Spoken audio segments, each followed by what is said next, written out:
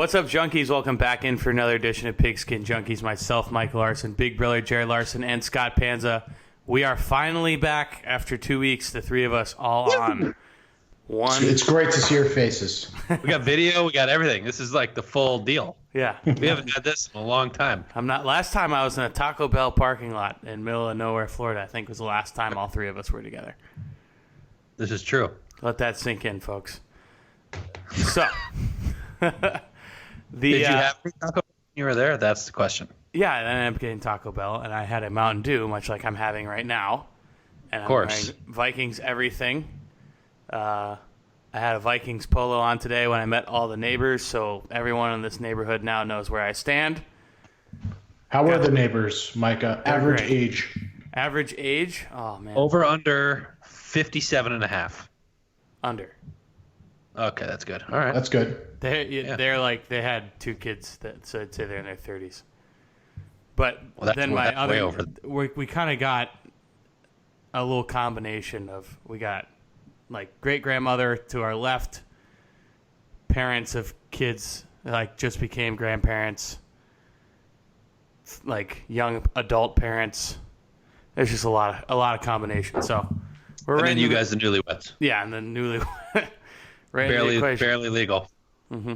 So it's good. We're happy to be here. New podcast, new house, new feel. It's good. It's real good. But fellas, how was I know I'm not supposed to ask this according to Scott, but I was above 500 for the first time in college football. I was dancing at the 500 line, I feel like, for 3 weeks straight. Went 3-2. Jared, I'll let you do your college real quick and then do your NFL, and then we'll get to Scotty to recap his picks. College, not good this week. West Virginia, bloodbath. Absolutely stomped by Texas Tech. Duke, plus 8.5. Never had it. Not quite sure what happened there. No offensive rhythm. Got down early. Notre Dame was able to play free and clear and won going away. Arizona State, a little bit of a tough break in that game. Starting quarterback was ruled out about 45 minutes before the kickoff. And you saw that line move from ASU minus 1.5 all the way up to plus 5 by kick. So kind of a tough break there. Podcast release. I had my picks in already, and obviously that one was a loser. They actually almost squeezed it out. They almost rallied back, which would have been, far and away a welcome surprise for me. Baylor, not pretty, got it done. I think that was probably the wrong side. Laying 2 points with them. They won in overtime. And then Kentucky, outright loser, came out of the gates early, 13 goose, and then just melted to a bad Tennessee team and gave up 17 unanswered. So candidly, that was probably the most surprising outcome to me there because Kentucky raced out early like I expected and then just melted. So I don't know if Mark Stoops is sniffing the Florida State job yet or not, but that was odd to me.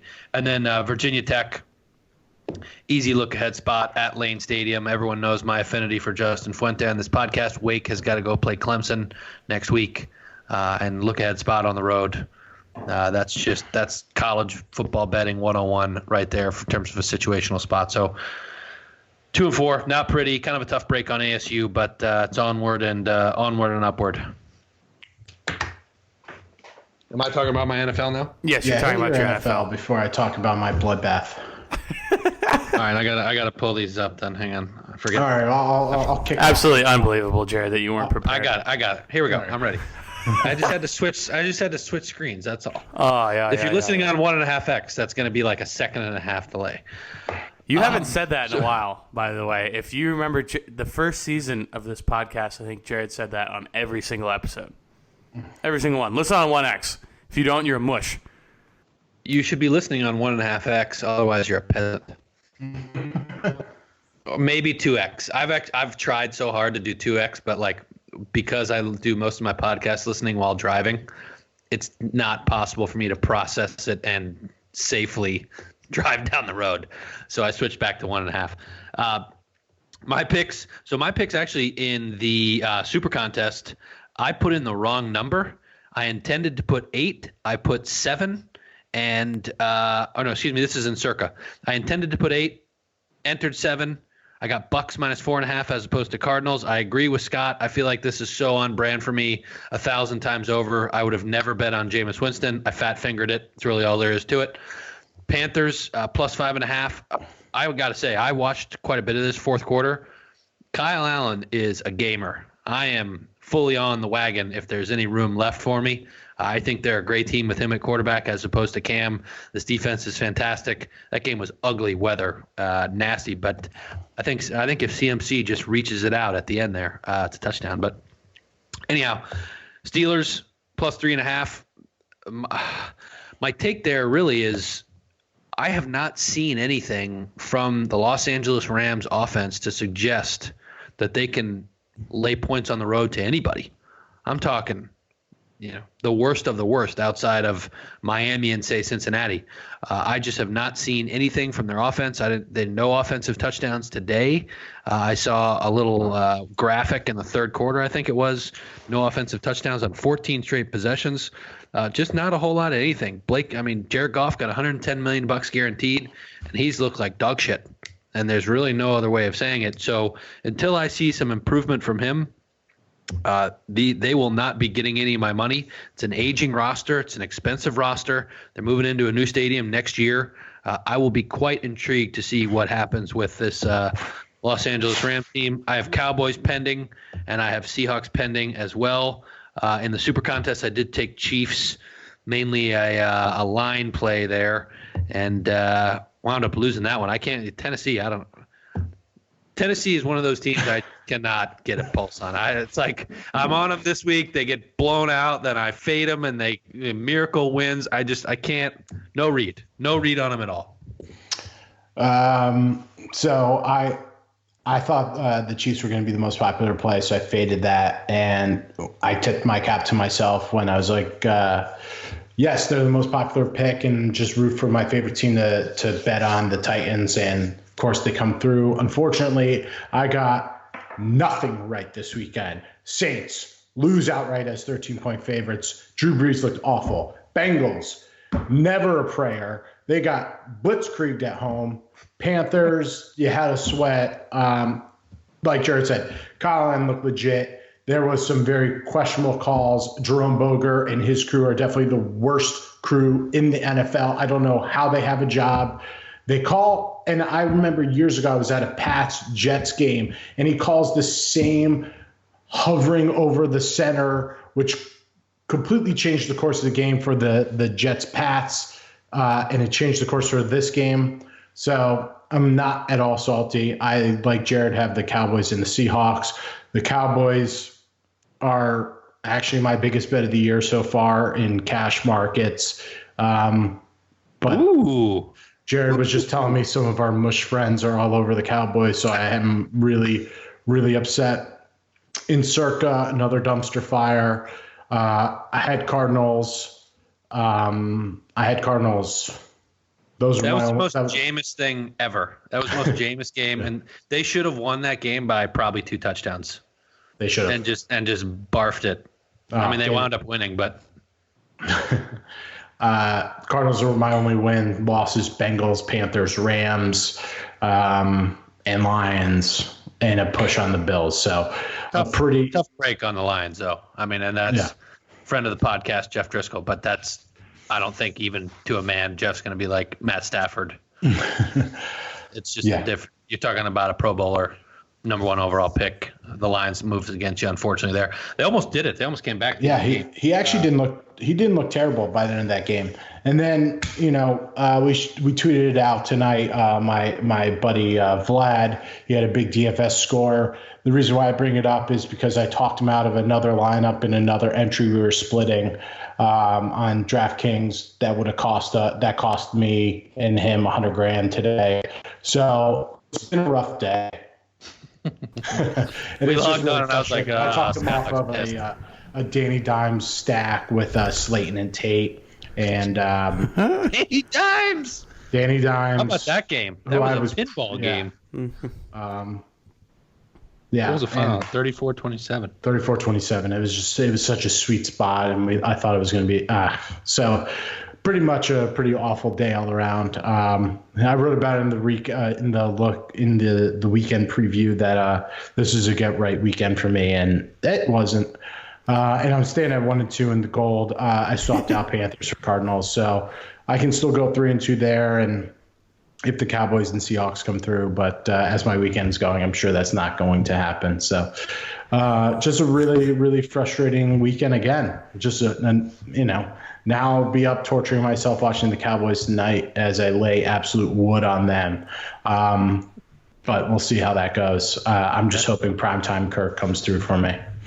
That's the NFL, man. I will say, I feel like this program, the product is getting worse.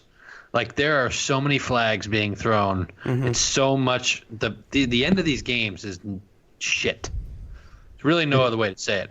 I hate what the league has become. And look, I'm not like when I was a boy, it was like so. That's not who I am at all, or who I want to be. But I can't. Literally every play at the end of these games, because you literally weren't, or a flag, or it's have I said literally 1,000 times? There's too many camera angles, but I'll tell you, you watch these games, and these refs are either too old or too fat.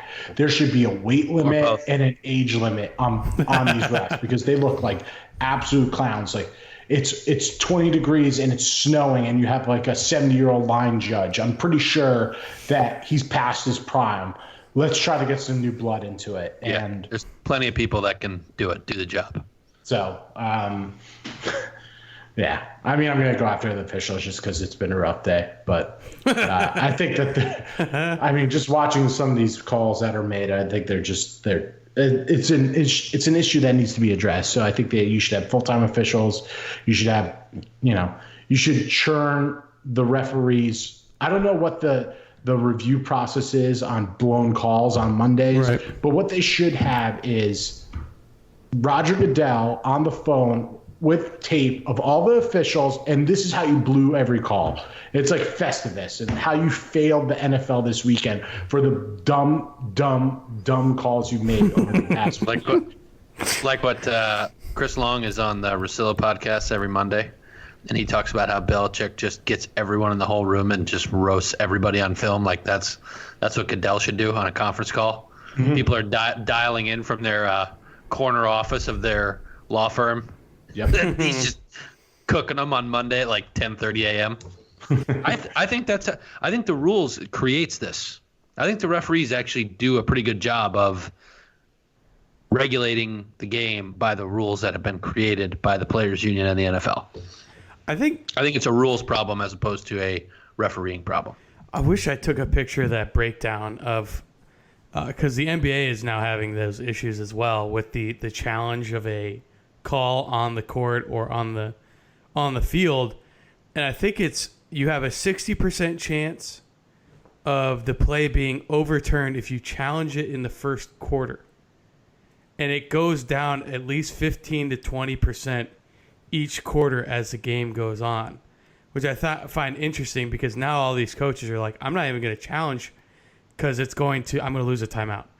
Mm-hmm. And a part of me thinks that these officials are going to the replay or, to review it and are seeing it and going, maybe that's a PI, but I'm sticking with the call on the field because these jerkwads voted for me to have to do this during a game, so I'm just going to stick it to them where I can.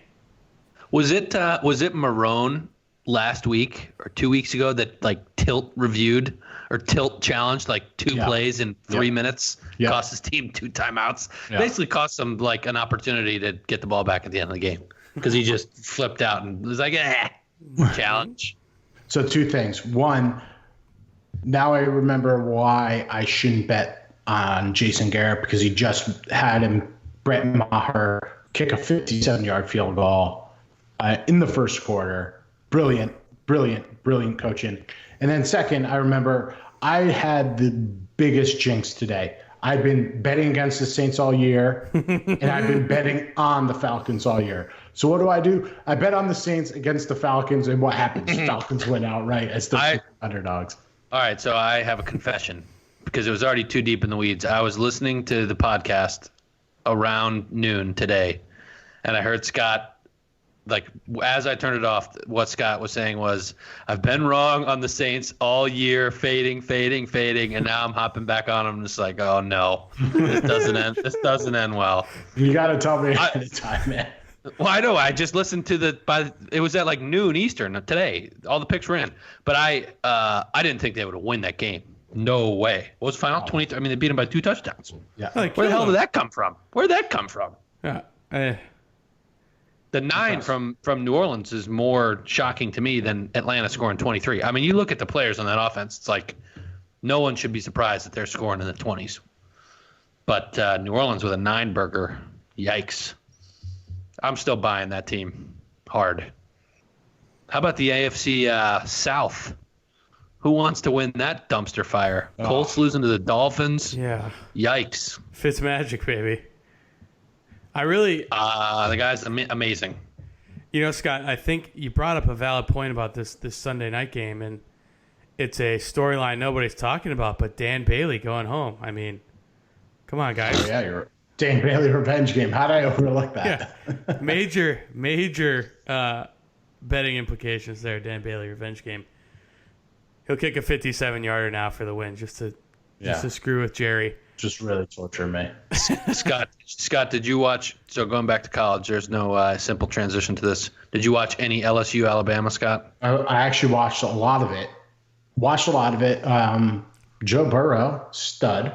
Just won the Heisman Trophy yesterday. Definitely. Freak. He definitely Lock it just in. won it, right? Yeah. What could he do to not win it at this point? They'd have to lose twice, which they won't. They got to play Arkansas, who just fired their coach. Did they Ole Miss really? stinks. Yeah. Here you go. Wow. Oh, what did I say? Arkansas or Ole Miss? Having amnesia. You said Arkansas fired Arkansas. their Arkansas Yeah. fired the coach. So who will Miss, they play in the Texas. SEC championship? Georgia. Oh, wow. Which I don't think Georgia's that good. Actually, alert to the listeners here, Auburn catching 3. I can tell you right now, I will be on Auburn this week plus the 3 at home Yes. against Georgia. I have been extremely underimpressed by this Georgia offense, and our defense is, I'm telling you, elite level. And I don't think you'll see a whole lot of scoring from the Georgia Bulldogs team in Jordan-Hare this weekend. But Sadzies, I will not be there. I'll actually be at a wedding. But You'll be in a wedding. That's a bad beat. yes, right. Don't Bad look beat, now, but- but Vikings are about to score. Yeah. boy. I'm Scott's- watching. I was like, don't let him teeter. I'll tell He's you. reeling. Oh, wow. He's man. reeling. Yeah. Luckily, I hit a couple big plays today in cash, so actually made money this weekend. But Super Contest is just cooked at this point. Pretty much, I'm staying at 24-24 and looking like the Cowboys are about to lose this one. Well, I mean, I just don't like. I think Scott and I have had, and Mike and I have had conversations about this offline. Like, the contest is very hard to win, and I think is going to get harder to win going forward, because I've used this example. There's how many people are in the contest, Scott? Do you know off the top of your head? 3,700. 3,500. Okay, if you line up 3,500 people in a row and have them flip coins. This is week 9 times 5 would be 45 games, and flip coins 45 times. The probability that one or a few of those people have 42, 43, 41 heads is actually fairly substantial. So, it's going to get more and more difficult to be extremely successful in these things. You just got to look at, hey, how are you able to pick winners at a rate that's sustainable and you can win money over time?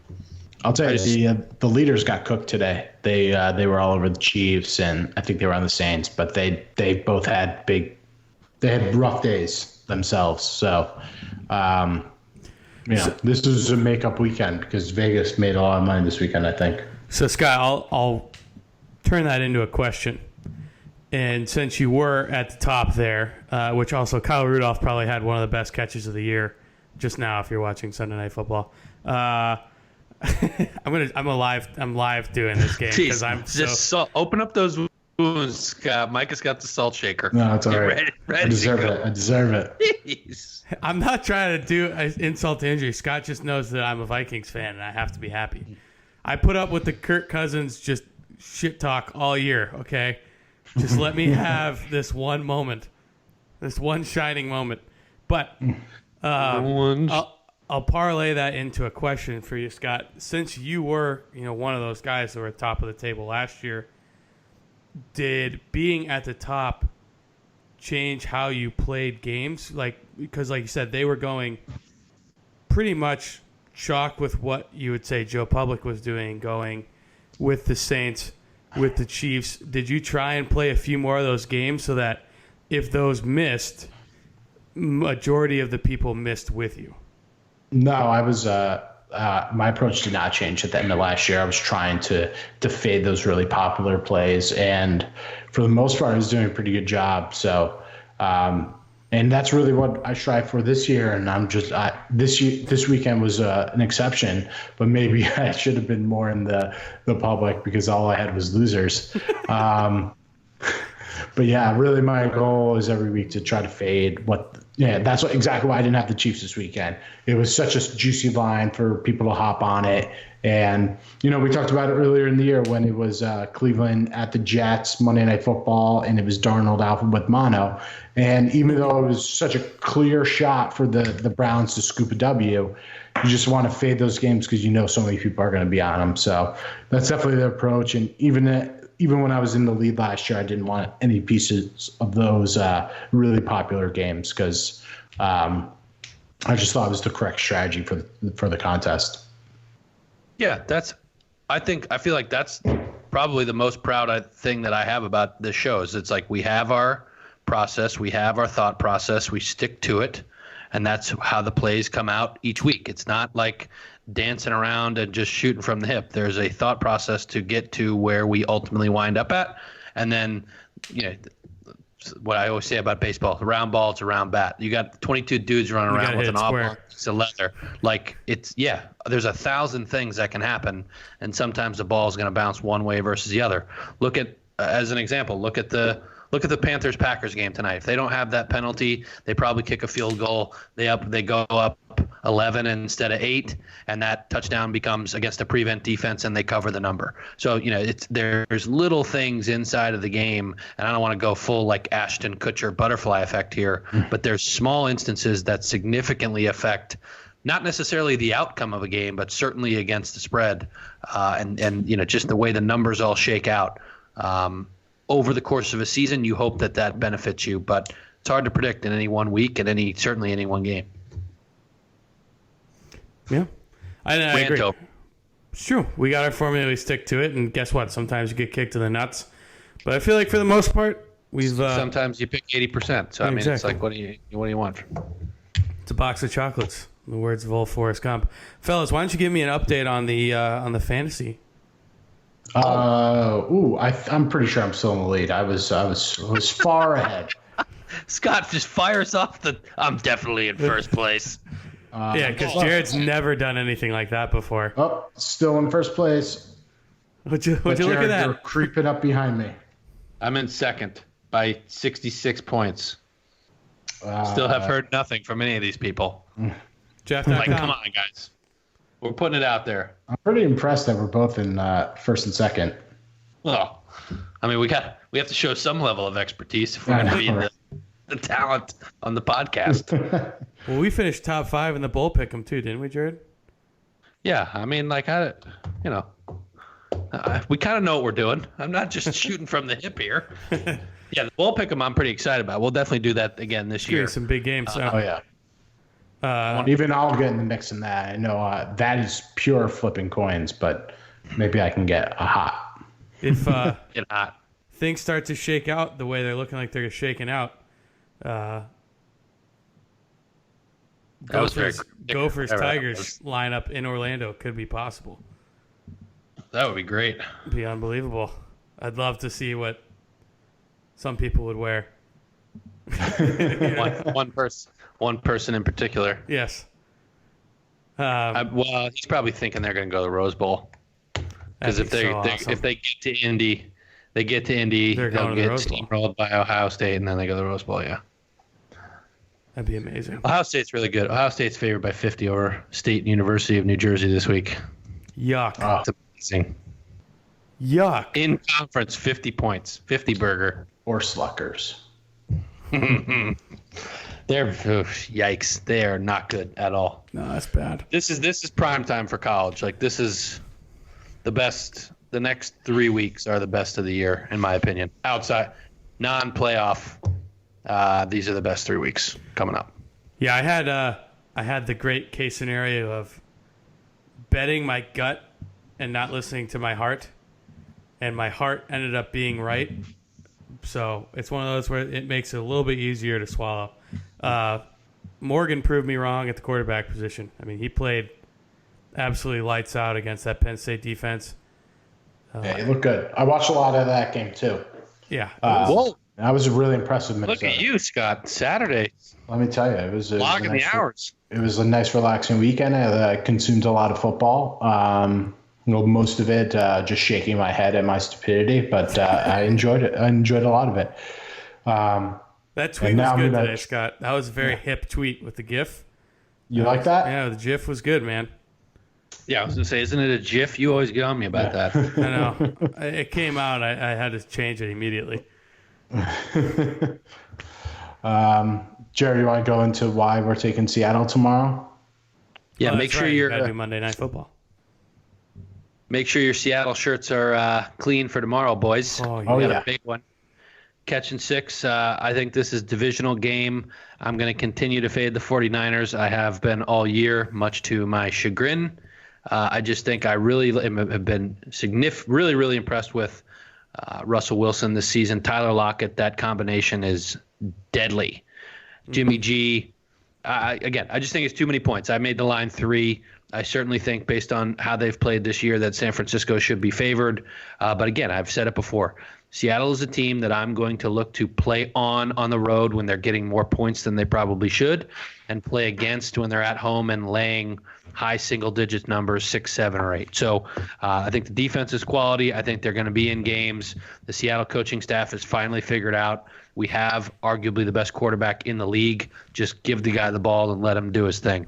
And that has been, I think that was week 5 or 6. I saw that seminal shift from that coaching staff, and really, like I said, have looked to play Seattle at, call it -3, -4, or less, all the way over to the plus side of the ledger since then, and have been pretty successful doing so. Yeah, for me, I think it's just too many points to lay to one of the best quarterbacks in the NFL. I thought that there was a concern for Kittle being out this game. I think he affects not only the pass game but the run game for them. I think it's a great pickup for the Niners to get both of their tackles back. But I think sans Kittle, you're really only hoping to really get the ball to Emmanuel Sanders in the secondary where the Seahawks get beat. So I'll take the home, or I'll take the divisional dog, getting more than a field goal with one of the best quarterbacks in the NFL, and not too much logic beyond that for this one. And it will definitely be a part of my new favorite Monday, Thursday, Sunday teaser, 3-team 10-point teaser, which spiked again today. Oh, yeah, I like those. I like those, Juicy. You got to send those out. I'm going to start sending those out on Mondays after I book it, but it will definitely be Seattle plus 16 on the first leg. I was looking ahead to the Thursday game, and it's Browns Steelers. It will definitely be an under 51 on that one, and then I'm deciding on the Sunday leg. But you can leave open legs on teasers. Yeah. So for those of you who have questions about that, either DM us or just go in there, and usually if you click teaser, it'll give you open as an option. So you can say, all right, I know I want Seattle, but I don't know who I want the other 2 or 3, 4, whatever teams to be. You just hit open and then progress from there. Yeah. So, those Monday, Thursday, Sunday specials have been coming in the past few weeks. So hopefully continue to have that come in. And then, hopefully next weekend we can make hay, and we'll see how it goes. Yeah, but be on the lookout. Keep your eyes peeled for the Twitter notifications about any Maction plays Ooh. Tuesdays and Wednesdays, boys and girls, because we've been cashing a couple tickets. Maction's back. It's great. So now you have football 7 days a week. The stadium at Kalamazoo was a little empty on Wednesday night. Dude, it's so brutal. Oh. You see there's like 650 people in the stands. It's like, why are they doing this? Because they can't be making money, but it has to be that TV. They're definitely making money from TV. Yeah, the TV is where all the money is. They aren't getting any. Like, whether we get 2,000 people here on a Saturday, or we'd rather get 650 on a miserable Wednesday night and just get that TV money, baby. Well, what I want to know, like, okay, if you're a student and there's a game on Wednesday night, I'm not going. like, why? Why am I not going? Sounds like a great reason to turn up on a Wednesday night. Yeah, but I feel like you don't go to Western Michigan for football. That's true. That's fair. If you're a student that really wants to go to big football games, you go to either obviously Michigan State, Ohio State. Yeah, or you could even, I mean, I'd say Central Michigan is a bigger football program, Eastern Michigan, and then Western Michigan. Like, reflecting on my Auburn career, we never went to basketball games, and that was on Saturday. Yeah, well, ever. They were so bad. That's true. Not anymore, though. Yeah, there's competing. There's other things going on. Mm-hmm. Oh, wow. I just saw the Kyle Rudolph touchdown catch. That is beautiful. That is not primetime Kirk I'm accustomed to seeing. Did he drop a dime, or did Rudolph? He jumped past, and then Rudolph hauled it in with one hand. Yeah. It was a Tebow. He hit him with the Tebow. Ugh. But fellas, so draft.com promo code Pigskin Junkies. No spaces, no underscore, just Pigskin Junkies. Please continue to rate, review, subscribe to the podcast. I know we had 2 new reviews. Ooh, nice. Rates are still going up, which is much appreciated. Truthfully, we don't care what rating you give us. Just give us a rating. That helps. Honesty is the best policy. Exactly. We've got a 4 and a 3-star on there. We appreciate it. Hey, the guy who gave us a 3-star rating left a comment too. And, I mean, I think it's because of my music. But, you know, it's okay. Oh, is that the guy that said he hates the intro music? Yeah, he hurt my feelings a little bit, but it's okay. I got to listen 40 to minutes of free money, but you have to listen to 12 seconds of ear-scratching intro music, dude. Well, that's his It's awesome music. I don't know what you're talking about. His beef is we're not getting 80%. We're getting 60% instead of 80%. So we're not literally picking every single game correct, which I know is absolutely astounding to think of. But, hey, we appreciate the honesty. What's the best policy? And we're trying. If we could pick 100%, we wouldn't tell you the right answers anyway. We'd save that for ourselves because we're selfish. I'd be on my boat in the Bahamas. Yeah, exactly. Printing my own money. Thank you very much. Fellas, you got anything else you want to add from football this weekend? No. Scott doesn't want to talk about this weekend ever again. We're on to Cincinnati. Yeah. Somebody call suicide hotline for Scott. Just put him on watch. Yeah, please. Take away all sharp objects. There. We'll just get him some Indiana popcorn. He'll be good to go. Oh, yeah, I have a bag. I was feasting into that earlier today. White cheddar. Just get you a Mountain Dew, Scotty. The elixir of life. Just get it due. But hey, junkies, thank you so much for tuning in. I'm going to end this show, for me at least, with a wonderful signature sign-off from our boy PJ Fleck. Roll the boat, Sky Umag, go Gophers. Detective McNulty. What?